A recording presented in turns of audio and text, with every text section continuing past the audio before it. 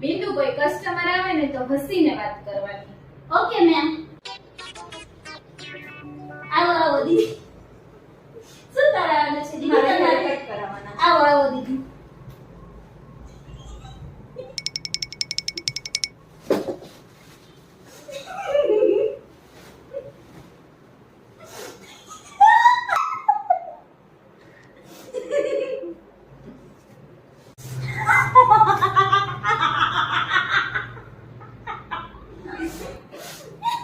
તમારા મેડમ ને બોલાવો તો. મેમ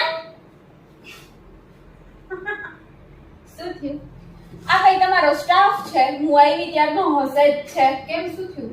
મેમ તમે તો કીધું તું કે ક્લાયન્ટ આવે ત્યારે હસવાનું છે. આવી રીતે પાગલ લાગસ.